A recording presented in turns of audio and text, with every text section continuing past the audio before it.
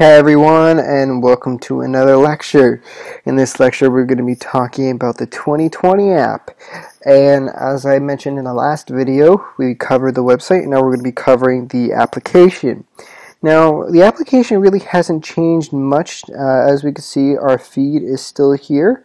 Again, sorry if there's a lag, but we can see that the feed is still here, the contests are still there, notifications, and then the profile. The only thing that's really changed is if we go and tap on the blue icon with the plus button. I know you can't see what I'm tapping, unfortunately, but I will state what I'm tapping. A little menu will come up and we can select the photos from our album. So I'm going to go ahead and select a couple photos here, and I will select these sunset photos here. And as you can see, off the bat it tells us, okay, these images are large. They're 3,648 pixels by 1945, and the other one is 3,648 by 2736. So it tells us how big the file actually is. Now when I go ahead and hit the next button, I'll come to a little feed area where I can now add a description and add keywords. It's asking me, are there any recognizable people in this photo? No, they're not. And I'll click no, they're not. In the previous version of 2020, you kind of had to go the extra step and say, no, there's no people available or shown in the photo. After you process your image, a little pop-up would come up. That step has now been taken out, and it's just put in to this detail section where you can kind of do everything in one go. So we add a description, add a caption saying summer sunset. Hit done, and there's our caption. We can now add our keywords here. Last time what you had to do is you had to upload your photo, and then you had to go into the photo and add the keywords after it was uploaded. In this case, you can add the keywords right when you upload, and I think that is a great functionality they needed to add because it was just very, very difficult in doing that extra step. Either I had to do that or I had to log in and add keywords onto the desktop version, which I think they added later on down the road. So this makes it a lot easier. I will not add my keywords here because I'll do it on the desktop version, because as we saw in the last video, what's trending and popular, I want to copy those and paste them into the photos that I want to get to the top of the search results, in this case these two sunset photos. So I'm going to go ahead and hit post, and then it will upload to my feed.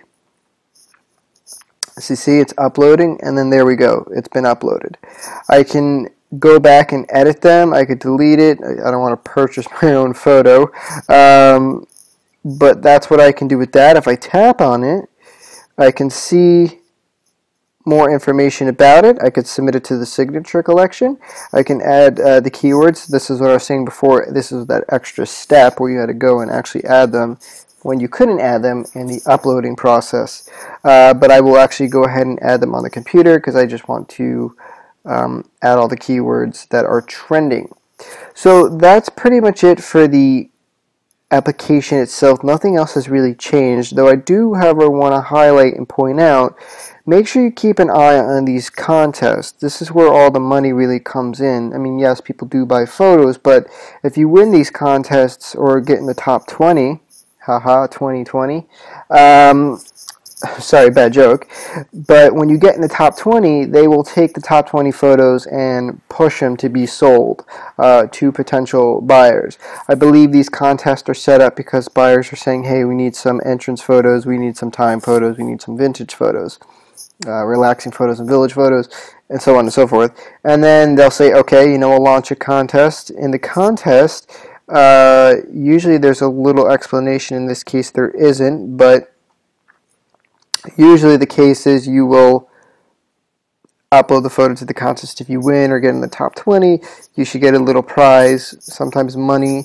Other times you will get recognition, or have your photos be posted on like the front page of the website, or saying to client, or they'll say to clients at the back end, hey, here are a few images you can purchase, and they will purchase those 20 images.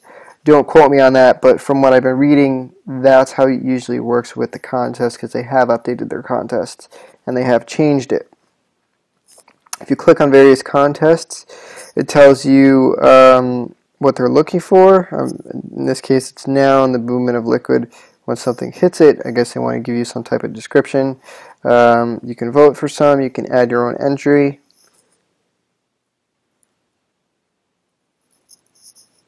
Usually they had a little description at the top. It looks like they've changed that as well. If we go to winners, let's see. Yeah, so unfortunately that has changed. But if I exit out of my screen for a second and we go to the website and we go to their blog, so if we go all the way, let's go to the home page really quick and go down to their blog. Where are we? Where's the blog? Come on, blog, where are you? Let's go explore really quick. I know it's hidden on here. Here it is. And we want to go to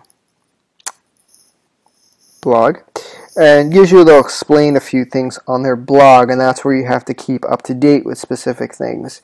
Usually you'll get it by email. Sometimes you have to read it on your own, but there's a lot of different helpful information on the blog, so definitely check that out. I do have a blog section where I talk about checking out their blog, but I just want to say again, they do update their things on contests and what's working, what's not working, how to get paid, all those type of things, all those deals, and they'll explain it on their blog. So make sure you keep up to date on that, and you can read different articles. You can read stuff about how to be successful, what other people are doing, what apps work for night shots. So there's a lot of different helpful things in these blogs, and they will definitely help you in a way that I can't help you, because there's a lot of rich information here that you could just read on your own and apply to what I've already been teaching you.